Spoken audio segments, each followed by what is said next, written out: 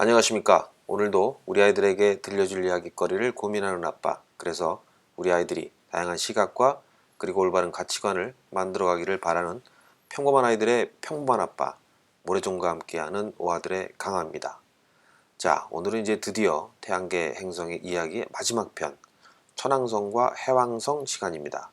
자, 천왕성과 해왕성 하면 이게 뭐 사실 워낙 멀리 떨어져 있기도 하고, 그리고 또 지금까지 제대로 뭐 탐사선을 보낸 적도 아주 드문 태양계 그 변방의 행성들이죠.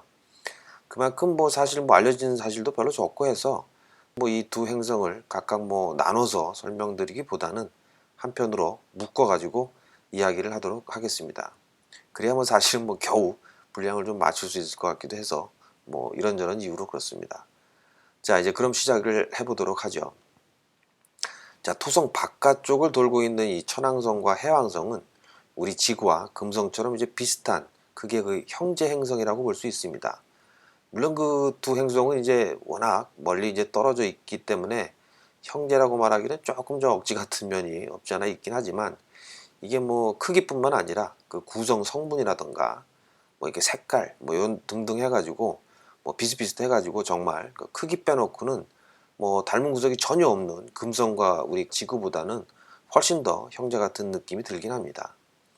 이 천왕성과 해왕성은 그 크기가 지름 기준으로 하면 이제 지구의 한 4배 정도 되고 목성의 한 3분의 1 정도의 수준이라고 보시면 될 것 같습니다. 크기 면에서는 이제 두 행성은 아주 좀 비슷하긴 한데, 사실 천왕성이 약간 좀 크긴 하죠. 대신 이제 밀도는 해왕성이 조금 높아서 전체 질량은 이제 해왕성이 좀 더 이제 나가기는 합니다. 이게 둘 다 막 가스형 행성이긴 한데, 이게 뭐 대부분이 수소하고 헬륨으로 이루어지는 목성이랑 토성과는 조금 좀 틀리게 수소와 헬륨 이외에도 뭐 물이나 뭐 암모니아, 메탄가스 뭐 이런 성분들을 이제 아주 많이 갖고 있죠. 특히 이제 태양으로부터 워낙 이제 멀리 떨어져 있기 때문에 이런 원소들이 대부분은 이제 얼음과 같은 고체 형태로 이제 존재하고 있습니다. 물론 이제 가스형 행성이니까 이게 뭐 아주 딱딱한 뭐 얼음 표면이 있고 뭐 이런 것은 아니고, 그러니까 이제 뭐랄까, 얼음이 이제 살짝 그 얼음과 같은 그 슬러시 같은 뭐 그런 느낌이랄까요. 때문에 이제 일부 천문학자들은 이 천왕성과 해왕성을 이제 일반 가스형 행성과는 조금 구분해서 뭐 얼음 행성이다라고 이제 부르기도 합니다. 자, 그럼 이제 하나씩 좀 더 자세히 한번 살펴보도록 하죠. 천왕성은 토성 바깥쪽을 공전하고 있는 가스형 행성으로 지름이 지구의 한 4배 정도이고, 그리고 이제 태양까지의 거리는 지구의 한 20배 정도에 달합니다. 이 밤하늘에서 보이는 이 천왕성은 이게 뭐 아슬아슬하게 눈으로 이제 겨우 별 수 있는 정도의 그런 이제 밝기를 갖고 있긴 하지만, 워낙 흐린 데다가 공전 속도마도 이제 워낙 느려갖고 근대에 이르기까지도 이게 뭐 행성인지 아닌지를 알아차리지 못했습니다. 그러다가 이제 18세기에 들어와서 그 독일의 천문학자 윌리엄 허셀이라는 사람이 망원경으로 이제 천왕성이 행성인 것을 이제 발견을 하게 되죠. 그래서 이제 천왕성은 우리 인류가 망원경을 사용해서 발견한 최초의 행성이다 라고 이제 말할 수 있습니다. 특히나 이제 천왕성은 그 티티우스 보드의 법칙에서 예견한 그 7번째 행성의 위치에 존재를 했기 때문에 그만큼 이제 그 당시 더 화제가 되었었죠. 그 천왕성의 이제 영어식 이름은 우라누스인데, 이 그리스 신화에서 이제 제우스의 할아버지 이름입니다. 지난번 이제 토성편에서 토성의 영어 이름이 세턴이고, 세턴은 이제 그리스 신화에서 나오는 제우스의 아버지이자 타이탄족의 그 우두머리였던 크로노스의 이제 영어식 발음이라고 이제 말씀을 드렸었죠. 이 우라노스는 그 크로노스의 아버지로 역시 이제 타이탄족이었습니다. 그래서 이제 우라노스는 자신의 이제 아들 크로노스의 반란으로 우두머리 자리에서 이제 쫓겨나죠. 근데 이때 쫓겨나면서 아들 크로노스에게, 야, 너도 이제 나랑 똑같은 자식을 낳아가지고 너도 한번 멸망하게 될 것이다 라고 이제 저주를 했다고 합니다. 뭐 정말 그 때문인지 다들 아시는 것처럼 크로노스는 아들 제우스에 의해서 쫓겨나서 지옥으로 떨어지게 되죠. 이제 뭐 그 아버지의 그 아들인 셈이죠. 어쨌든 그래서 이제 목성이 제우스이고 목성 바깥쪽에 있는 토성이 제우스의 아버지 크로노스였으니까 그 바깥쪽에 있는 천왕성은 우라누스, 이렇게 이제 이름을 붙이는 것이 어찌 보면 뭐 자연스러운 장면이라고 볼 수도 있을 것 같습니다. 1781년에 천왕성이 이제 발견된 후 지금까지 한 200년이 넘게 흘렀지만 사실 뭐 천왕성에 대해서 알려진 것은 그리 많지는 않습니다. 이제 워낙 멀어서 그게 이제 망원경으로 관측하기도 사실 쉽지 않은 데다가 이게 뭐 탐사선을 보내기도 사실 어렵죠. 그래서 지금까지 천왕성을 방문한 탐사선은 보이저 2호가 이제 유일한데, 이 보이저 2호가 이제 지구를 출발해서 천왕성에 도착하기까지는 약 9년 정도가 걸렸습니다. 사실 뭐 토성도 그렇게 이제 까마득한데 이 천왕성은 이제 토성까지 거리의 2배가 또 넘으니까 이건 뭐 멀어도 뭐 너무너무 먼 거죠, 사실. 사실 아무튼 간에 이제 보이저 2호 이후에 새로운 탐사 계획이 전혀 잡혀 있지는 않다고 합니다. 뭐 솔직히 말해서 보이저 2호 역시 뭐 천왕성을 뭐 탐사하러 갔다라기보다는 어디 한번 태양계 끝까지 한번 가보자 하고 이제 날아가는 김에 근처에 있었던 천왕성을 잠깐 들렀다 정도, 이 정도이니까 말이죠. 아무튼 간에 이제 보이저 2호의 탐사로 그나마 이제 천왕성에 대해서 약간의 이제 사실이 알려지게 됐는데, 천왕성의 구성 성분이라든가 뭐 자전 속도, 그리고 이제 몇 개의 위성들이 이때 이제 확인이 되었죠. 천왕성의 특징 중에 아주 빼놓을 수 없는 아주 신기한 특징이 하나가 있는데, 그건 뭐냐면 다른 행성들과는 다르게 이 천왕성은 완전히 누워서 공전을 하고 있다는 사실입니다. 누워서 공전을 한다. 이게 무슨 말이냐? 이제 지구에서 해왕성까지 이제 태양계 8개 행성은 모두 다 동일한 이제 평면 위를 공전을 하고 있습니다. 이건 이제 초기에 행성계가 이제 만들어지는 상황을 감안하면 어쩌면 아주 당연한 건데, 이 평면을 태양계 행성들의 공전면이라고 이제 이야기를 하죠. 그리고 이제 대부분의 행성은 이 공정면을 기준으로 한 20도에서 한 30도 정도 기울어져서 자체적으로 이제 자전을 하고 있습니다. 그런데 이 천왕성은 이 공전면에 딱 누워서 공전을 하고 있다, 이겁니다. 이해하기 쉽게 지구 같은 행성은 이제 팽이라고 생각을 한번 해보면, 이게 쌩쌩 돌던 팽이가 속도가 떨어지면서 이제 살짝 기울어지면서 이제 돌지 않습니까? 근데 이제 그러다가 계속 속도가 점점 떨어지면 아예 어떻게 되죠? 자빠져 버리죠. 바로 이 천왕성이 그렇게 이제 자빠져 버린 팽이처럼 90도 정도가 기울어져서 돌고 있다는 사실입니다. 그러니까 이제 마치 공전면을 옆으로 굴러가면서 돌고 있다, 이렇게 이제 말할 수 있다는 거죠. 당연히 이제 이런 자전 운동은 아주 이제 특이한 현상이고, 이 태양의 전체 행성들 중에서도 이 천왕성이 유일하게 이런 자전 형태를 갖고 있습니다. 근데 이제 왜 천왕성이 이렇게 누워서 자전을 하고 있는가? 이거에 대한 확실한 답은 역시 나와 있지 않습니다.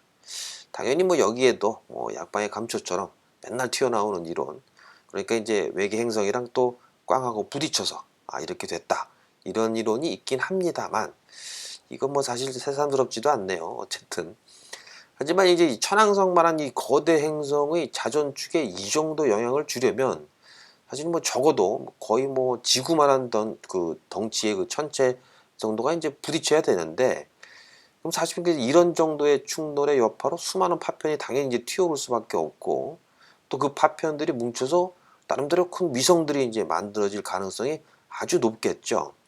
근데 마치 이제 우리 지구가 달을 가지게 된 것처럼 그런 이제 현상이 일어날 수밖에 없다고 추측이 되는데, 근데 이제 천왕성의 위성들은 대부분 아주 작은 사이즈들이기 때문에 지금의 모습으로 추정을 해보면 이 대충돌이 있었다라고 보기에는 이제 엄청나게 무리가 좀 따른다고 볼 수 있겠을 것 같습니다. 그러니까 이제 왜 천왕성이 이렇게 자빠져서 태양 주위를 돌고 있는가에 대한 대답은 확실한 것은 없다라고 보는 게 맞겠죠. 그리고 뭐 사실 뭐 앞으로도 이게 여기에 뭐 새로운 탐사선을 보낼 계획이 잡혀 있지 않으니까 향후 뭐 이 현상의 비밀이 밝혀질 가능성도 뭐 사실은 매우 낮다고 봐야 할 것 같습니다. 하긴 뭐 금성처럼 아예 거꾸로 도는 행성도 있는데 뭐 90도 정도 기울어져 도는 것쯤이야 뭐 별게 아닌 걸 수도 있겠네요. 어쨌든 뭐 좌우지간 누워서 돌고 있는 이런 것만을 빼고 나면 사실 뭐 그냥 외로운 곳에서 조용히 있는 그런 행성이 바로 천왕성이다, 뭐 이렇게 생각하시면 될 것 같습니다. 자, 그럼 다음은 이제 해왕성을 한번 알아볼까요? 이 해왕성은 태양계 마지막 행성답게 이건 뭐 사실 엄청나게 멀리 떨어져 있죠. 태양까지의 거리가 이제 지구의 한 30배, 그리고 그러니까 빛의 속도로 달려도 4시간이 넘게 걸리는 그런 곳에 이제 위치하고 있습니다. 사실 이 정도의 거리라면 해왕성에서 보이는 태양은 뭐 한낮이라고 하더라도 지구에서 보이는 그 새벽이나 뭐 황혼 정도 이렇게 이제 어스름하게 이제 막 보일 것 같습니다.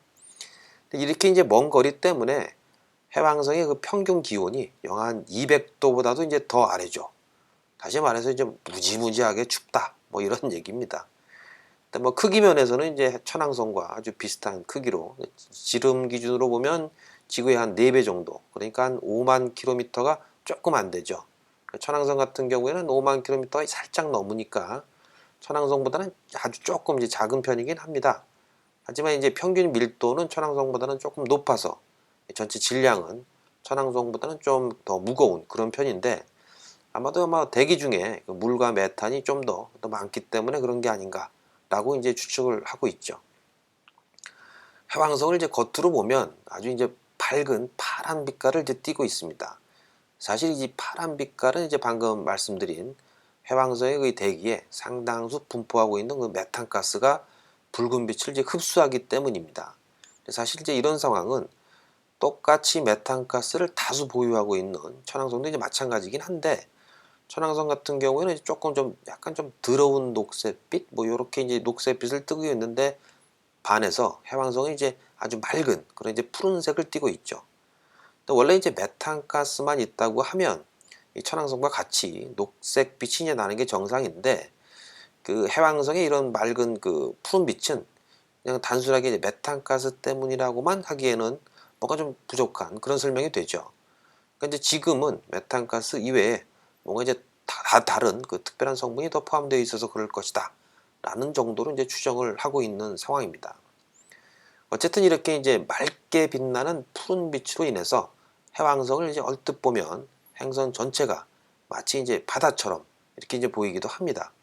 바로 이제 요것이 그 해왕성이라고 이제 이름이 붙여진 이유가 된 것이기도 하죠. 그 해왕성의 이제 영어 이름은 넵튠이라고 하는데, 그리스 신화에 나오는 이제 바다의 신 그 포세이돈 있죠. 포세이돈의 영어식 발음입니다. 사실 이제 천왕성까지는 뭐 천왕성까지 해서 제우스, 크로노스, 우라누스 이렇게 이제 다 써먹었기 때문에 새롭게 나타난 이제 천왕성 바깥쪽에 이 행성에 이제 이름을 이제 적당히 붙일 게 별로 없었던 거죠. 그렇다고 뭐 또 제우스의 증조 할아버지 뭐 이렇게 하긴 좀 애매하고, 그래서 이제 해왕성 발견 초기에 해왕성의 이름을 갖고 이제 논란이 좀 있었기도 했던데, 그러다가 이제 해왕성을 처음 발견한 그 르베리에의 주장대로 지금의 이제 넵튠으로 이제 굳혀지게 됐습니다. 뭐 우리나라나 이제 중국 같은 한자 문화권에서는 이제 포세이돈을 그 의역한 해왕성 이렇게 해서 이제 해왕성으로 이제 부르고 있는 거가 되죠. 사실 이제 처음 그 해왕성을 발견한 이 르베리에는 천문학자가 아닙니다. 엄밀히 말하면 이제 수학자였죠. 이 르베리에는 이제 천왕성이 공전할 때 알 수 없는 이유로 이제 공동 궤도가 살짝 흔들린다는 그런 이제 관측 자료를 접하고는 천왕성 바깥쪽에 뭔가가 있어서 이 천왕성을 흔들고 있는 것이 아닐까 하는 이제 가정을 세우게 됩니다. 그리고 이제 몇 개월 동안 계산을 막 중장장해서 이 천왕성 바깥쪽에 적어도 이 천왕성만큼은 무거운 그 정도의 사이즈가 되는 새로운 행성이 존재한다는 가설을 이제 공표를 하게 되는데, 이 가설을 이제 받아들인 몇몇의 그 천문학자들이 실제로 이제 르베리에에서 계산으로 도출된 그 위치에서 이 해왕성을 찾아내게 된 것이죠. 그래서 이제 해왕성을 관측이 아닌 계산으로 찾아낸 행성이다라고 이제 말하기도 합니다. 이 해왕성을 이제 직접 방문한 탐사선으로는 이제 보이저 2호하고 뉴 호라이즌호가 있긴 하지만, 기본적으로 이제 두 탐사선 모두 해왕성보다는 이제 태양계 바깥쪽으로 탐사하는 것이 이제 주 목적이었기 때문에, 사실 뭐 이 두 탐사를 통해서 해왕성에 대해서 밝혀진 사실은 뭐 역시 그다지 이제 많지는 않습니다. 뭐 기껏해야 이제 뭐 구성 성분이라든가 자전 속도 뭐 요 정도가 이제 우리가 해왕성에 대해서 알고 있는 전부죠. 뭐 특이한 것은 이제 해왕성에는 엄청난 속도의 폭풍이 몰아친다라는 정도의 사실입니다. 해왕성에는 이제 목성의 그 대적방과 같은 엄청나게 큰 거대한 폭풍이 존재하긴 하는데, 이게 뭐 대략 그 사이즈가 지구 정도만한 사이즈를 자랑을 합니다. 이 폭풍은 이제 파란색의 해왕성에서 약간은 이제 다소 어둡게 보이기 때문에 뭐 대흑점 이렇게도 이제 부르기도 하는데, 이 자기장과 전파 측정으로 확인한 요 대흑점의 풍속이 무려 초속 600m, 그러니까 이제 음속의 거의 2배에 달한다고 이제 볼 수 있죠. 이건 뭐 정말 엄청난 속도죠. 근데 이제 신기한 것은, 이게 사실 이제 어떤 운동이든 이게 빠른 움직임을 보이기 위해서는 뭐 어디선가에 무언가의 그 에너지원이 필요하지 않습니까? 그런데 이 해왕성의 폭풍은 도대체 왜 이렇게 빠르게 몰아치는지 그 에너지의 근원이 애매하다는 사실이죠. 태양으로부터 이제 워낙 멀리 이제 떨어져 있기 때문에 태양으로부터 에너지를 공급받는 것 같지도 않고, 그렇다고 좀 목성이나 토성처럼 빠른 자전 때문에 그런가 하면 이게 뭐 사실 가스형 행성치고는 유난히 자전이 이렇게 느려갖고 그런 것 같지도 않고, 또 그럼 이제 중심핵이 정말 엄청나게 뜨거운가 하면 사실 이제 표면 온도가 영하 200도 정도 아래 정도 이제 엄청나게 추운 행성이기 때문에 뭐 이런 것 같지도 않고, 도대체 이제 무엇이 이 폭풍을 일으키는지 이게 뭐 알 수가 없다는 거죠. 사실 뭐 이 정도는 아무것도 아닌 것이, 이게 태양으로부터 이제 이처럼 엄청나게 이제 멀리 떨어진 곳에 해왕성처럼 거대한 가스형 행성이 존재한다는 요 사실 자체가 사실은 여기서부터 이제 도대체 이해가 안 되는 불가사의한 현상이라고도 합니다. 왜냐하면 이제 태양으로부터 이제 이 정도 멀리 떨어지면 이게 해왕성 정도의 규모를 이룰 만한 이럴 만한 건덕지가 애초부터 이제 뭐 존재하지가 않다는 거죠. 이제 그렇게 이제 아무것도 없는 정말 이 티끌 같은 먼지조차도 희박한 이런 그 우주 공간에서 이렇게 떡하니 지구의 한 4배가 넘는 이런 사이즈를 자랑하는 행성이 존재한다는 것 자체가, 이거 자체가 이제 도무지 이제 설명이 이제 안 되는 거라고 할 수 있죠. 근데 사실 그래서 이제 이걸 어떻게든 설명을 해보려고 태양계 그 생성 초기에 조금 안쪽에서 만들어진 해왕성이 일종의 어떤 뭔가 어떤 사건으로 인해서 지금의 바깥쪽 궤도로 옮겨갔다라는 이제 이론이 있긴 한데, 이게 뭐 사실 행성의 궤도를 바꿀 만한 그런 엄청난 힘이 어떤 종류인지, 근데 그 힘이 어떻게 그렇게 딱 궤도만 딱 수정시키고 그 후에는 다시 이렇게 안정적인 공전을 가능하게 했는지, 이거 설명 역시 또한 이제 상당히 이제 무리스럽기는 마찬가지인 것 같습니다. 자, 여기까지 해서 이제 해왕성까지는 알아봤고요. 이제는 이제 해왕성 바깥쪽을 조금만 더 한번 이야기를 해보도록 하겠습니다. 이 해왕성을 지나면 아주 이제 작은 얼음 조각들이 이제 무수히 많이 떠다니는 일종의 그 소행성 대 같은 이제 지역이 이제 존재를 하는데, 뭐 지난번에 제가 말씀드린 그 화성과 목성 사이에 존재하는 그 소행성 대와 비슷한 뭐 이런 비슷한 느낌으로 이해하시면 될 것 같습니다.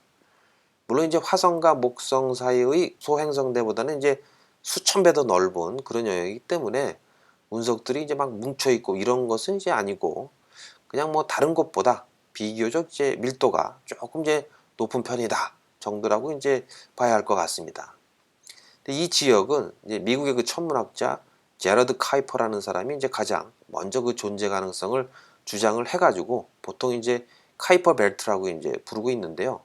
이 카이퍼 벨트를 이루는 그 천체들은 한 수십 킬로미터 이하의 그 작은, 이 작다라고 그래야 되나, 이 작은 얼음 조각들이 이제 대부분입니다. 하지만 이제 그 중에서 나름 이제 꽤 커다란 이제 덩치를 갖고 있는 것들도 간혹 있긴 한데, 이제 가장 그 대표적인 것이 바로 명왕성입니다.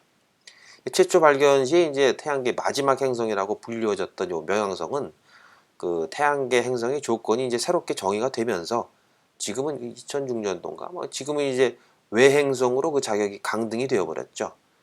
제가 이제 지난번 목성편에선가 이제 소행성 때에 위치한 세레스를 설명을 드린 적이 있는데, 그때 이제 태양계 행성의 조건을 이제 말씀드렸었죠. 기억하실지 모르겠는데, 일단 이제 가장 첫 번째로 태양을 이제 공전하면서 다른 행성의 위성이면은 안 된다. 요게 이제 첫 번째고, 그리고 이제 안정적인 구형의 모습을 유지해야 한다.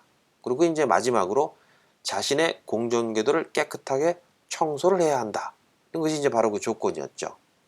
그 세레스는 자신의 궤도 위에 있는 그 다른 소행성들을 깨끗하게 정리를 하지 못해서 외행성의 이제 위치에 그치게 됐죠. 명왕성 역시 마찬가지입니다.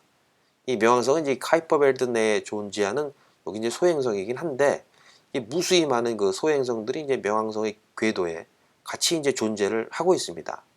때문에 이제 명왕성은 정식 행성으로서의 지위를 여기서 이제 박탈이 된 거죠.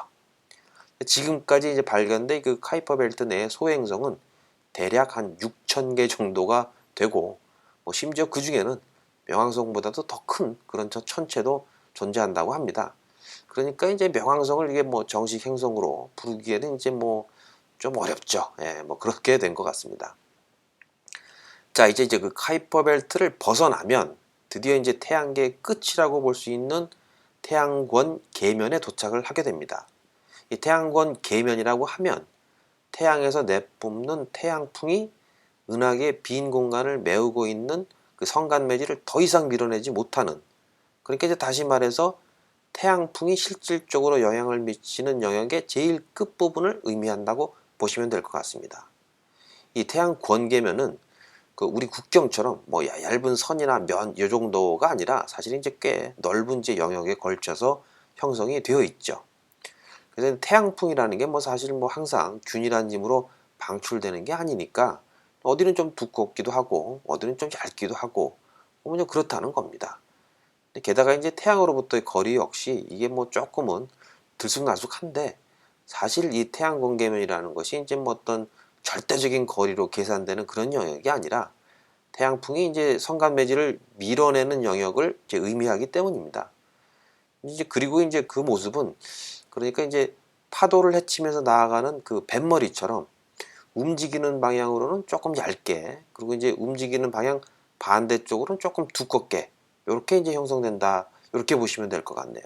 사실 이 한 곳에 딱 짱 박혀 있는 태양이 어떻게 이렇게 움직이느냐 하고 이제 궁금하실 수가 있는데, 사실 이제 우리 지구가 중심으로 삼고 있어 돌고 있는 이 태양은 아니 이제 우리 태양을 비롯해서 우리 태양계 전체, 이 태양계 전체는 우리 은하계의 중심을 기준으로 해서 또 이제 크게 공전을 하고 있는 상황이죠. 그러니까 이제 전 우주적인 관점에서 보면 우리 태양계 역시 우리 은하계의 하나 이제 그 멤버니까 뭐 그렇게 되는 거죠. 그리고 그 공전 속도는 지구가 태양 주위를 도는 공전 속도의 7배에 달합니다. 그러니까 이게 거의 초속 200km 정도에 달한 것으로 우리가 추정을 하고 있습니다. 이거 이제 이해하기 쉽게 비유를 하자면 이 정도의 속도라면 1시간이면 지구에서 달까지 왕복도 할 수 있는 그 정도의 엄청난 속도라고 보시면 될 것 같습니다. 하지만 이제 여기서 끝이 아닌 게 우리 태양계가 속해 있는 우리 은하 역시 이 또한 또 빠른 속도로 움직이고 있다는 사실입니다. 이제부터는 이제 워낙 넓은 공간에서 이제 움직임을 파악해야 되기 때문에, 그리고 이제 그 기준점도 또 사실 또 애매하기 때문에 그 우리 은하의 움직임이 어느 정도인지 이게 파악하기는 이제 무지무지 어렵긴 하지만 적어도 우리 은하가 아주 빠른 속도로 움직이고 있다는 사실만큼은 이미 확인이 되었습니다. 이제 우리 은하에서 이제 가장 가까운 다른 은하가 여러분들도 알고 계시는 바로 안드로메다 은하입니다. 이 안드로메다 은하와 우리 은하가 대략 한 250만 광년 정도의 거리가 떨어져 있습니다. 하지만 이제 이 두 은하는 초속 150km의 속도로 가까워지고 있다는 사실입니다. 이 두 은하가 서로 이제 마주보면서 달려오는 건지 아니면 뭐 조금 속도가 느린 은하를 빠른 속도의 그 은하가 따라잡고 있는 건지는 뭐 그런 거는 이제 명확하지는 않긴 하지만 어쨌든 이제 아주 빠른 속도로 가까워지고 있다는 사실은 확인이 되었죠. 그래서 이제 앞으로 한 30에서 한 40억 년 뒤에는 우리 은하와 안드로메다 은하가 서로 이제 충돌을 해서 새로운 하나의 은하로 뭉쳐질 것으로 예측을 하고 있기도 합니다. 뭐 이때가 되면 뭐 우리 태양계는 뭐 남아 있지가 않을 수도 있겠죠.